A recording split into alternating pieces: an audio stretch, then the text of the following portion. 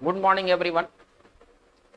आप सभी का हमारे YouTube channel US virtual campus में स्वागत। बच्चों, आज के इस वीडियो सेशन में हम लोग वर्ड्स आर इंपॉर्टेंट वॉल्यूम 2 और उसके लेसन हम लोग 15 के ऊपर बात करेंगे। ये जो वर्ड्स हैं ये काफी इंपॉर्टेंट हैं। लेसन 15 में जो कुछ वर्ड्स आए हैं, हालांकि इसमें कुछ वर्ड्स फॉर्मल हैं जो कि आपको रिटेन टेक्स्ट में मिलेंगे, लेकिन इसके कुछ वर्ड्स स्पोकन में बहुत ज्यादा भी इस्तेमाल होते हैं। इसके अलावा इसमें कुछ ऐसे वर्ड्स हैं जो कि प्रीपोजिशन के दृष्टिकोण से बहुत इंपॉर्टेंट है।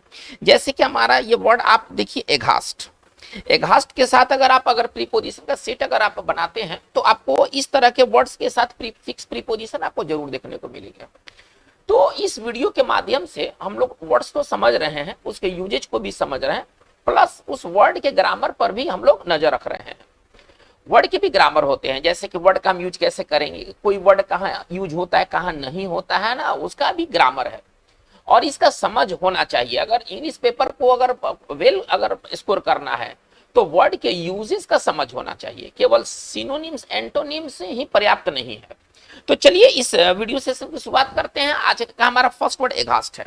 सबसे पहले हम एघास्ट के साथ प्रीपोजिशन देखते हैं। तो एघास्ट के साथ प्रीपोजिशन हमारा एट लगता है। देखिए एघास्ट का मतलब क्या है, आप एकदम डर गए हैं, आप फौचक्का हो गए, हक्का बक्का रह गए हैं, ये चीज एघास्ट होता है, ठीक है ना। एघास्ट का अर्थ क्या है, हक्का बक्का भौचक्का, भय चकित, भय से चकित हो गए, कोई गलत चीज आपने देख लिया है और आप एकदम अवाक रह गए हैं, हक्का बक्का रह गए हैं, तो ये चीज एघास्ट होता है। अच्छा, दूसरा चीज क्या है कि इसके सिनोनिम्स अगर हम देखते हैं, हॉरिफाइड, अपाल्ड और शॉक्ड, इसके साथ फिक्स प्रीपोजिशन ज्यादातर देखने को मिलता है। Appalled at, horrified at, shocked at, ये सब आपको ज्यादातर देखने को मिलेगा। यानी कि आप ऐसे समझिए कि इन सभी के साथ जो प्रीपोजिशन का जो यूज होगा, ये चारों जो वर्ड हैं अपने साथ ये एट लेंगे। अगर हमको कहना है कि मैं उसके मतलब इतना आदमी क्रूर था कि मैं उसकी क्रूरता पर तो हक्का बक्का रह गया, हमको ऐसा वाक्य बनाना है कि मैं उसके क्रूरता पर, ठीक है ना, मैं उसके क्रूरता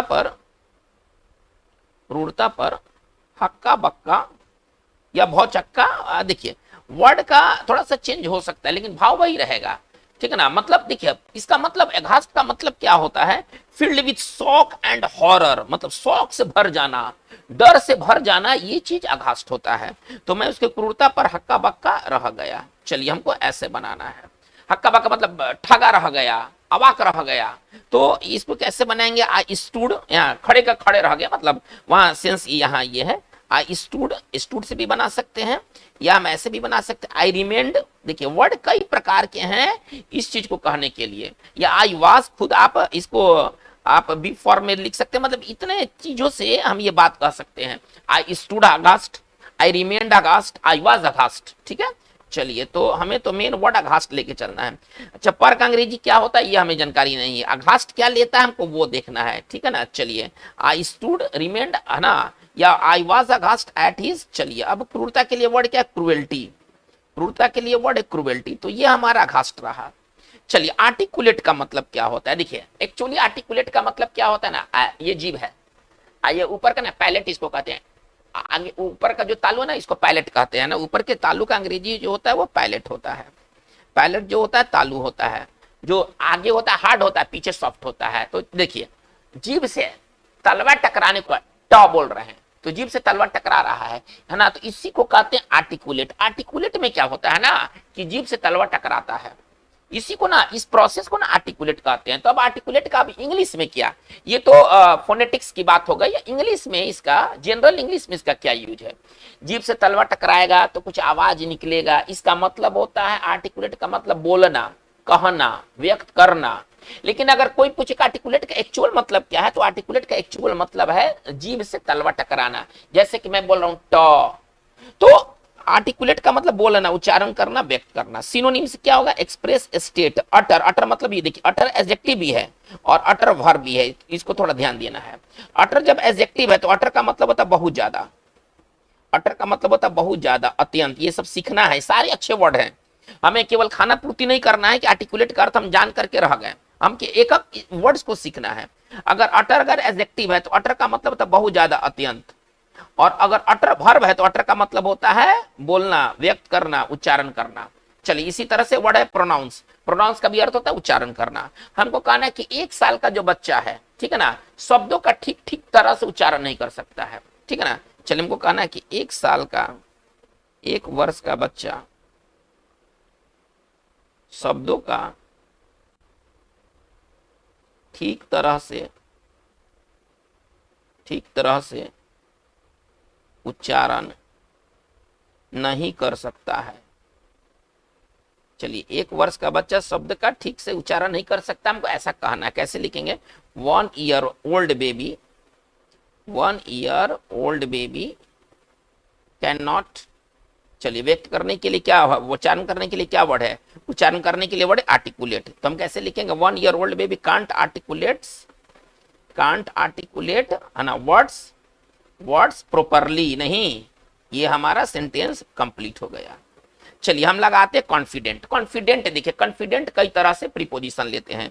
कॉन्फिडेंट के साथ हम ऑफ भी लगाते हैं, कॉन्फिडेंट के साथ अबाउट भी लगाते हैं, ठीक है ना। ज्यादातर आपको सेट में मिलेगा ऑफ, लेकिन कॉन्फिडेंट अबाउट भी हो सकता है। कॉन्फिडेंट अपने साथ दैट भी ले सकता है। कॉन्फिडेंट का मतलब क्या होता है? आश्वस्त। आपको पता है कि ये चीज होने वाला है, आप एकदम पक्का है कि आप ये चीज होगा। अगर आपको पक्का लगता है तो आप कॉन्फिडेंट है उसके होने के प्रति। चलिए इसका सिनोनिम्स क्या हो जाएगा? इसका सिनोनिम्स हो जाएगा ऑप्टिमिस्टिक, होपफुल, अपबीट, पॉजिटिव। सबका मतलब है कि आप आश्वस्त हैं। चलिए डिफिडेंट और इनसिक्योर का मतलब क्या होता है? अगर आप कोई चीज के प्रति डिफिडेंट है, आप संशय से भरे हुए हैं, ठीक है ना, आपको पता है कि होगा कि नहीं होगा ना, आप इस तरह से मतलब कि आप अना आश्वस्त हैं, मतलब आश्वस्त नहीं है। सरल भाषा में कहें जो आश्वस्त ना हो वो डिफिडेंट होता है, ठीक है ना। जो आश्वस्त ना हो, आप सरल भाषा में इसको समझिए, जो आश्वस्त ना हो वो डिफिडेंट होता है। जैसे कि देखिए अगर हमको कहना है कि हम लोग मैच जीतने के प्रति आश्वस्त थे, हम लोग मैच जीतने के प्रति आश्वस्त थे, हमको ऐसा कहना है, ठीक है ना। हम लोग मैच जीतने के प्रति आश्वस्त थे। चलिए हम लोग आश्वस्त थे चलिए इसको बनाते हैं कॉन्फिडेंट ऑफ से, वी वर कॉन्फिडेंट ऑफ, है ना। विन मतलब जीतना। चलिए अब ये प्रीपोजिशन के कारण भर में आईएनजी लगता है, ये पता होना चाहिए। प्रीपोजिशन के बाद एक बात ध्यान दिया जाए, कभी भी वर्ब आएगा तो ये V4 में आएगा, ये एक बेसिक रूल है इंग्लिश का। तो चलिए कैसे बना? We were confident of winning the match, हम लोग मैच जीतने के प्रति आश्वस्त थे। देखिए कॉन्फिडेंट के साथ दैट भी लग सकता है, कॉन्फिडेंट ऑफ अथवा कॉन्फिडेंट अबाउट। इसके बाद हम कॉन्फिडेंट के साथ हम दैट का भी प्रयोग कर सकते हैं। हम इसी चीज को कैसे लिख सकते थे? We were confident. देखिए इसको कैसे लिखा जा रहा है दूसरा तरीका से, दैट वी वुड, है ना, विन द मैच, है ना। We were confident that we would win the match.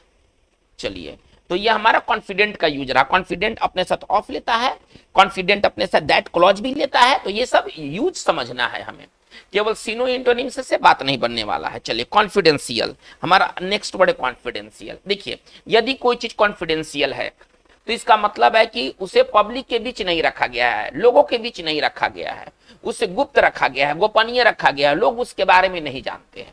गुप्त दस्तावेज, गोपनीय दस्तावेज कभी आपने सुना होगा, हिंदी एक है बहुत फेमस हिंदी है, गोपनीय दस्तावेज, यानी कि वो कागज है ना जिसको पब्लिक डोमेन में नहीं लाया गया है।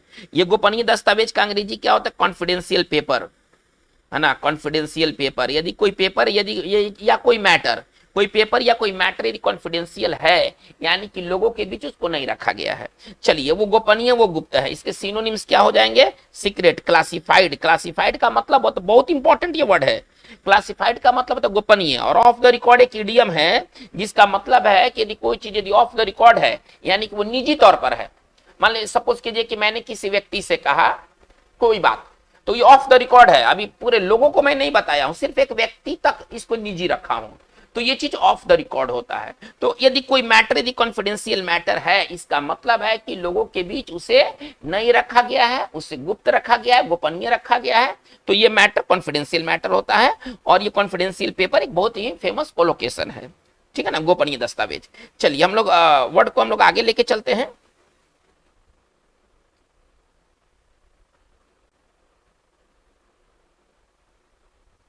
हम लोग वर्ड को आगे लेके चलते हैं तो हमारा जो वर्ड है वो नंबर 4 पर आते हैं। तो सॉरी, ये नंबर 4 हमारा कॉन्फिडेंशियल था, ठीक है ना। चलिए कॉन्फिडेंशियल का एक मतलब और होता है, चलिए इसको भी देख लिया जाए। एक तो कॉन्फिडेंशियल हम लोग क्या देख रहे हैं, एक कॉन्फिडेंशियल देख रहे हैं गोपनीय या गुप्त। चलिए ये कॉन्फिडेंशियल का एक मतलब है।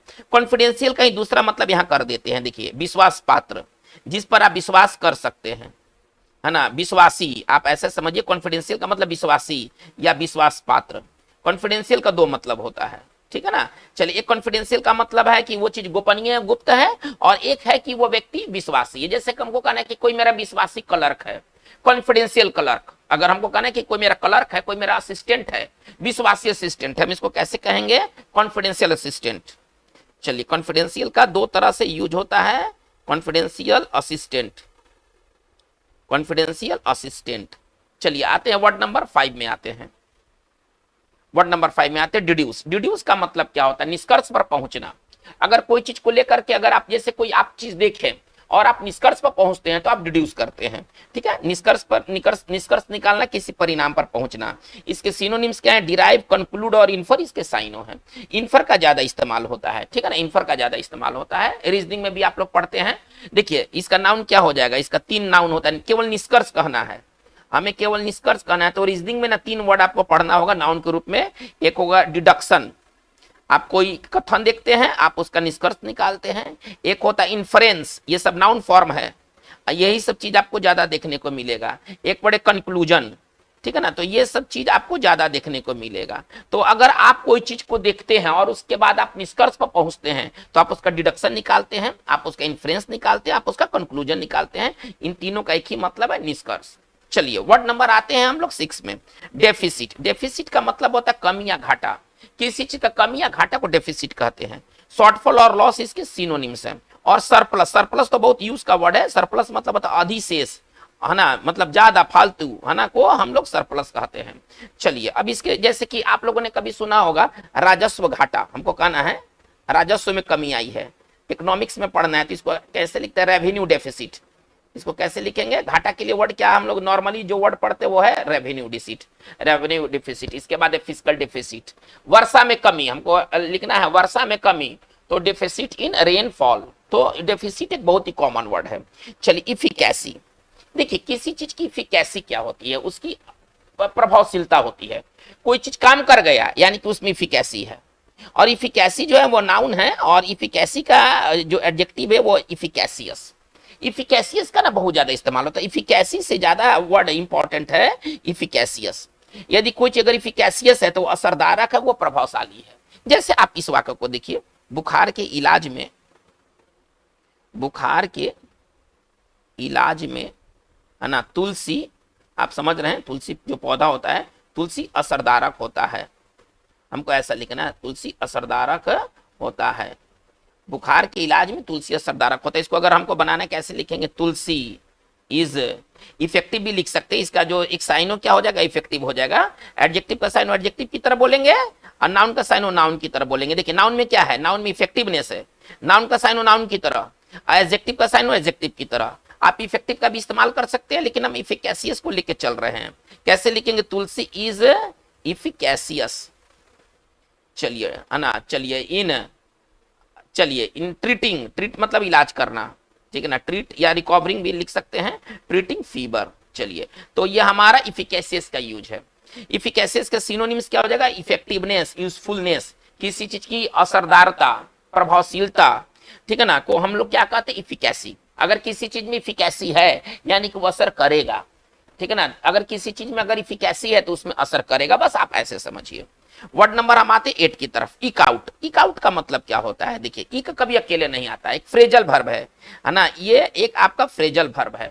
फ्रेजल भर्ब इसका मतलब क्या होता है, थोड़ी सी चीज से, थोड़ी सी चीज में ही, है ना, कोई चीज, कोई थोड़ा सा चीज में ही, है ना, ज्यादा या लंबे समय तक उसको चलाना, थोड़ी सी चीज को लंबे समय तक चलाना। अब जैसे कि देखिए, तो बाढ़ में फंसे हुए लोगों ने, बाढ़ में फंसे, सॉरी, बाढ़ में फंसे,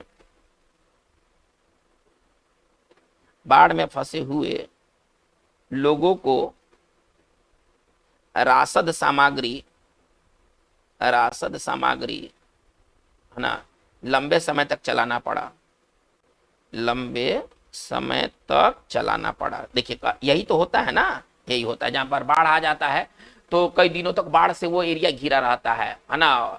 तो जब घिरा रहता है आप बाहर नहीं निकल सकते हैं, यानी कि जो भी आपके घर में अवेलेबल है आप उसको ना थोड़ा थोड़ा करके यूज कीजिएगा, क्योंकि आप जानते हैं कि बाढ़ अभी जाने वाला नहीं है, अभी सारे मार्ग बंद हैं।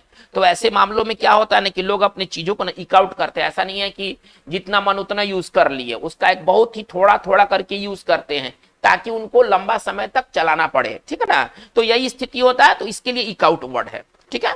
चलिए, तो बाढ़ में फंसे हुए लोगों को राशन सामग्री लंबे समय तक चलाना पड़ा, हमको ऐसा बनाना है। चलिए कैसे लिखेंगे, पीपल। अब कोई खास लोग है, थोड़ा ध्यान दिए जाए, द पीपल। चलिए, बीच मंझधार में फंस जाना, इसके लिए एक वर्ड है मैरून। मैरून, अगर आप किसी को मैरून करते हैं या कोई व्यक्ति मैरून है यानी कि बीच मंझधार में फंसा हुआ है, कैसे लिखेंगे, द पीपल मैरून्ड इन फ्लड, बाढ़ में फंसे हुए हैं। चलिए, करना पड़ा, ये बाध्यता है, चलाना पड़ा, हैड टू। चलिए, क्या करना पड़ा, लंबे समय तक चलाना पड़ा, हैड टू इक out their food supplies. Their food, ration सामग्री के लिए वर्ड है फूड सप्लाईज। तो ये है इक आउट। अगर आप कोई चीज को इक आउट करते हैं, आप उसको थोड़ा सा यूज करते हैं ताकि वो लंबा समय तक चल पड़े। चलिए, इसका अब हम सिनोनिम्स क्या देख रहे हैं, इसका सिनोनिम्स इकोनॉमाइज। इकोनॉमी का मतलब होता है थोड़ा सा उसको बचत के सेंस में है, ठीक है ना। स्किम्प, इसका एंटो बहुत बढ़िया है, स्क्वेंडर बहुत बढ़िया। स्क्वेंडर अपने आप में एक टॉप वर्ड है। स्क्वेंडर एक बहुत बढ़िया वर्ड है जिसका मतलब होता है बर्बाद कर देना। चलिए, वर्ड नंबर 10 में आते हैं, एक्सपाउंड। देखिए, अगर आप कोई चीज को एक्सपाउंड करते हैं तो आप उसको ना व्याख्या करते हैं, आप उसको सरल शब्दों में समझाते हैं। कोई सिद्धांत, कोई रूल को आप समझाते हैं। जैसे कि अगर हमको कहना है कि जैसे कि उसने अर्थशास्त्र का एक सिद्धांत समझाया है ना, अर्थशास्त्र का कोई सिद्धांत समझाया, हमको ऐसे कहना है। कैसे लिखेंगे, ही एक्सपाउंडेड, ठीक है ना, ए टफ थियरी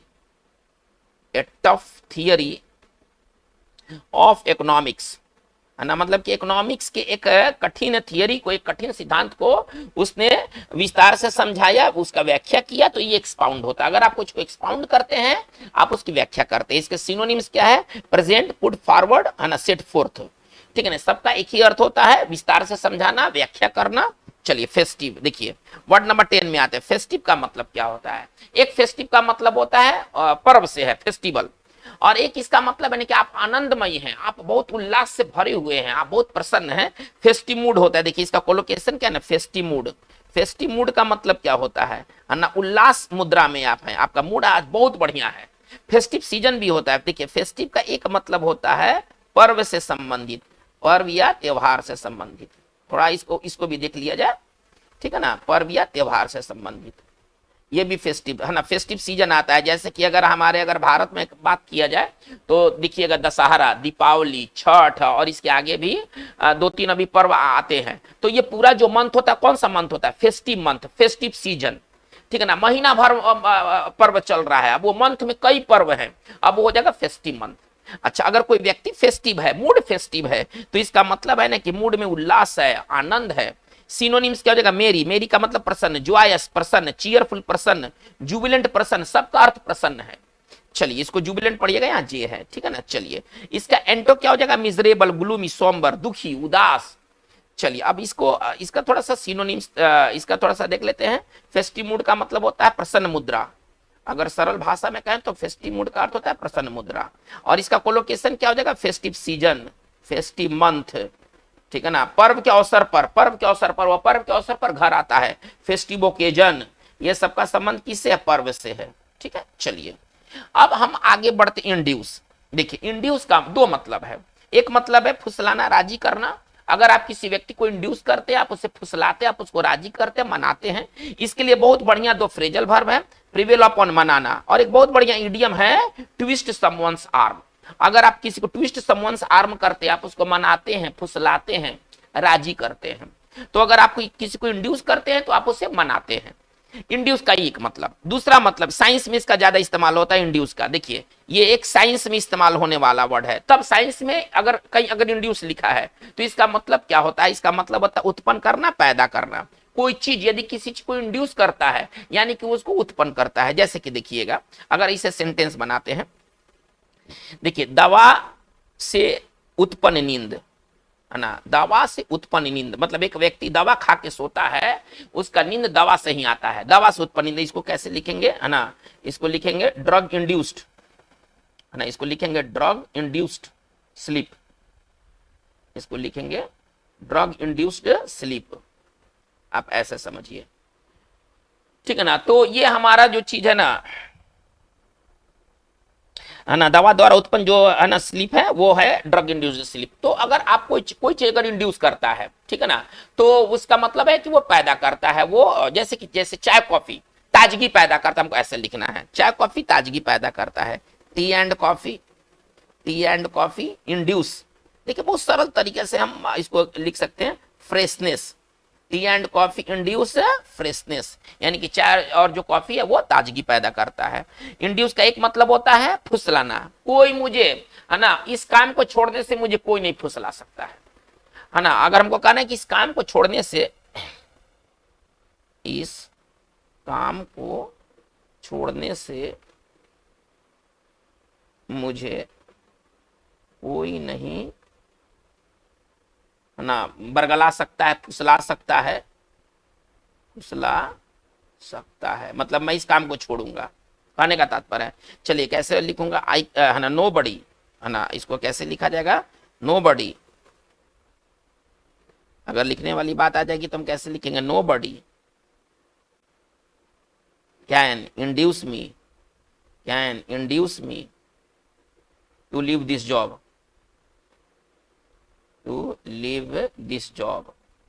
चलिए, तो ये हमारा इंड्यूस है। इंड्यूस का मतलब होता है फुसलाना, बनाना। चलिए, इनफेमस का मतलब क्या होता है, कोई चीज अगर इनफेमस है यानी कि वो बदनाम है ना, वो सुर्खियों में है लेकिन गलत वजह से। यदि कोई चीज यदि इनफेमस है यानी कि वो चर्चित है, सुर्खियों में है लेकिन गलत वजह से, इसी को बदनाम कहते हैं। नाम तो है लेकिन बद मतलब बुरे कामों के लिए, उसका नाम है, समाज में उसका नाम है लेकिन बुरे कामों के लिए, ये इनफेमस है। डिसरिप्यूटेबल, इल फेम्ड, नोटोरियस इसके सिनोनिम्स है। ग्लोरियस का मतलब क्या होता है, गौरवपूर्ण, अगर कोई चीज अगर ग्लोरियस है तो वो गौरवपूर्ण है। जैसे देखिएगा, अगर हमको कहना है कि चर्चित, चर्चा में रहा है, चर्चित चारा घोटाला में उसे दोषी पाया गया, हमको ऐसा लिखना है कि दोष साबित हो गया कि ये चारा घोटाला में शामिल था, और इस चारा घोटाला का ना बहुत ज्यादा इसका चर्चा हुआ है। तो अब केवल चारा घोटाला के लिए नहीं लिखेंगे, उसके साथ चर्चित का भी अंग्रेजी लिखेंगे। कैसे लिखेंगे, ही वॉज कन्विक्ट मतलब होता है दोषी पाना, दोषी करार देना। He was convicted of infamous, देखिए, है ना, इनफेमस, चारा के लिए फोर्डर मतलब चारा, और स्कैम का मतलब घोटाला। तो हमारा पूरा लाइन कैसे बना, he was convicted of infamous फोर्डर scam. चलिए हम लोग वर्ड नंबर 13 पर आते हैं, पेरेनियल। देखिए, यदि कोई चीज पेरेनियल है तो इसका मतलब है कि वो लंबा समय तक रहेगा, खत्म नहीं होगा, तुरंत नहीं खत्म होगा। जैसे देखिए, एक होता है ना, आप लोग उत्तर अगर भारत में अगर नदियों को देखेंगे तो उसको पेरिनियल रिवर कहते हैं, जिसमें सालों भर पानी हो, है ना। जो सीजनल नदियां होती है वो दक्षिण भारत की नदियां होती है, केवल बरसात के दिनों में उनमें पानी भरे रहते हैं। लेकिन उत्तर भारत की नदी जो होती है ना, वो पेरिनियल रिवर उसको कहा जाता है। तो मेरे कहने का तात्पर्य है कि यदि कोई चीज यदि पेरिनियल है यानी कि वो लंबा समय तक है, बार बार होने वाले चीज को पेरिनियल कहते हैं। सिनोनिम्स इसका क्या हो जाएगा, everlasting, perpetual, enduring, never ending, जो कभी समाप्त ना हो। हमारे एरिया में क्या है, नॉइस क्या है, ट्रैफिक नॉइस क्या है, एक लंबा समय तक बना रहने वाला समस्या है। ये समस्या जल्दी जाने वाला नहीं है। कैसे लिखेंगे, अगर इसको लिखा जाए तो traffic noise is a perennial problem, है ना, एक लंबा समय तक ये बना रहने वाला समस्या है, perennial problem of our town, हमारे टाउन या सिटी का ना ये एक पेरेनियल प्रॉब्लम है, ये कभी खत्म नहीं होगा। आप लाख रुपए कर लीजिए, ट्रैफिक नॉइस तो रहेगा ही, ट्रैफिक जाम तो रहेगा ही, पॉल्यूशन रहेगा, तो ये सब कौन से प्रॉब्लम है, ये एक पेरेनियल प्रॉब्लम है। चलिए, पर्टेन का मतलब क्या होता है, यदि कोई चीज पर्टेन करता है तो वो जुड़ा है, संबंध रखता है, सरोकार रखता है। इसका सिनोनिम्स क्या हो जाएगा, रिलेट, बिलोंग, ठीक है ना, कंसर्न। लेकिन देखिए, पर्टेन से ज्यादा इस्तेमाल होता है पर्टेनिंग का, इसका ज्यादा इस्तेमाल होता है, पर्टेनिंग का ज्यादा इस्तेमाल होता है। पर्टेनिंग का मतलब होता है संबंधित, जुड़ा हुआ। यदि कोई चीज किसी से पर्टेनिंग करता है तो इसका मतलब है कि वो चीज उससे जुड़ा हुआ है, संबंधित है। चलिए, अब जैसे कि अगर हमको कहना है कि कोई चीज पर्टेनिंग करना है, पर्टेन का यूज करना है, ठीक है ना, हम लिख सकते हैं, देखिए तो दिस प्रॉब्लम दिस प्रॉब्लम, है ना। चलिए हम इसको वर्ब से भी बना सकते हैं, है ना। एक बड़ा बात है कि पर्टेन अपने साथ प्रीपोजिशन टू लेता है, पर्टेन के साथ प्रीपोजिशन टू का प्रयोग होता है। चलिए दिस प्रॉब्लम, यह समस्या मुझसे नहीं जुड़ी है, इस समस्या का मुझसे कोई सरोकार नहीं है, हमको ऐसा कहना है। This problem doesn't pertain to me, देखिए यह समस्या से मुझे कोई सरोकार नहीं है। इसी को हम ऐसे लिख सकते हैं, दिस प्रॉब्लम, अब चूंकि एडजेक्टिव से बनाना है ना, is not pertaining to me, pertaining to me, हमको कहना है संबंधित समस्याएं कहना है, केवल कहना है संबंधित समस्याएं, जुड़ी हुई समस्याएं। तो जुड़ी हुई समस्याओं को हम कैसे लिख सकते हैं? अगर हमको कहना है जुड़ी हुई समस्याएं या हमको कहना है संबंधित समस्याएं, एक ही चीज है। चलिए तो इसको हम कैसे लिख सकते हैं?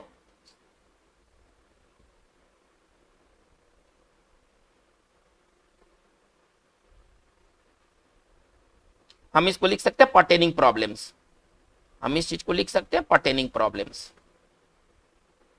चलिए ये तो हमारा पर्टेनिंग का इस्तेमाल होगा। प्रीडोमिनेट का मतलब क्या होता है?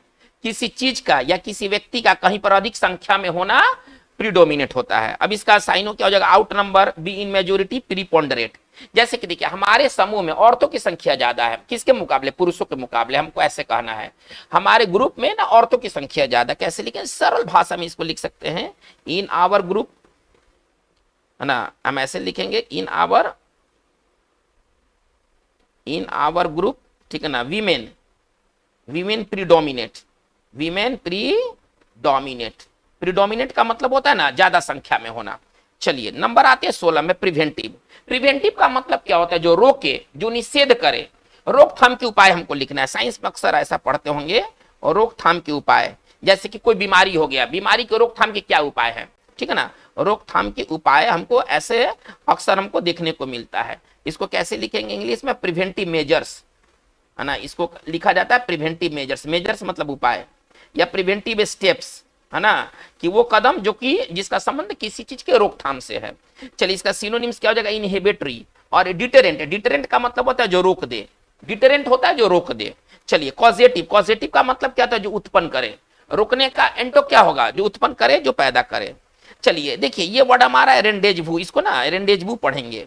रेंडेजवू का मतलब क्या होता है? वो जगह जहां पर लोग आके मिलते हैं, है ना, वो जगह जहां पर लोग आके मिलते हैं। जैसे कि देखिए हमारे एरिया में क्या है? चाय का दुकान। क्या है? चाय का दुकान। जगह जगह से लोग आते हैं वहां पर भेंट करने के लिए, ठीक है ना। तो हम कह सकते हैं क्या? देखिए तो in our area tea stalls, tea stalls, ठीक है ना, उन लोगों का अड्डा है, मिलने का अड्डा है। टी स्टॉल्स आर पॉपुलर, है ना, popular rendezvous. Tea stalls are popular rendezvous. चलिए रेस्पिरेशन का मतलब श्वसन, इसमें कुछ खास नहीं है जो मैं आपको बता सकूं, ठीक है ना। रेस्पिरेशन का मतलब श्वसन, इसका एक्सप्लेनेशन क्या है? The act of breathing. चले सैंक्टिटी का मतलब क्या होता है? पवित्रता। किसी जगह की जो पवित्रता होती है उसकी सैंक्टिटी होती है। होलीनेस और सैक्रेड इसके सिनोनिम्स है। चलिए हमें कहना है कि हमें पूजा स्थल के पवित्रता को बचा कर रखना है ना। हमें पूजा स्थल के पवित्रता को जरूर बचाना चाहिए, पवित्रता उसकी भंग ना हो, ठीक है। कैसे लिखेंगे? वी मस्ट, कैसे लिखेंगे इसको? We must preserve the sanctity of religious places। नहीं, हमें जो धार्मिक स्थानों के जो सैंक्टिटी है, पवित्रता है, उसको जरूर बचा कर रखना चाहिए। आइएगा स्ट्रेटम, स्ट्रेटम का मतलब तह होता है, तह या स्तर, क्लास कह लीजिए, लेवल कह लीजिए, ये हमारा स्ट्रेटम है। तो बच्चों आज की इस वीडियो सेशन में बात इतना ही, लेकिन आपका ये जो वर्ड्स आर इंपॉर्टेंट का जो सीरीज है आगे जारी रहेगा। ये बहुत इंपॉर्टेंट वर्ड्स है, आपके एग्जामिनेशन दृष्टिकोण से बहुत इंपॉर्टेंट वर्ड्स है। फिर हम इस वीडियो सेशन को आगे लेके आएंगे। आज की बात बस इतना ही। Thank you very much.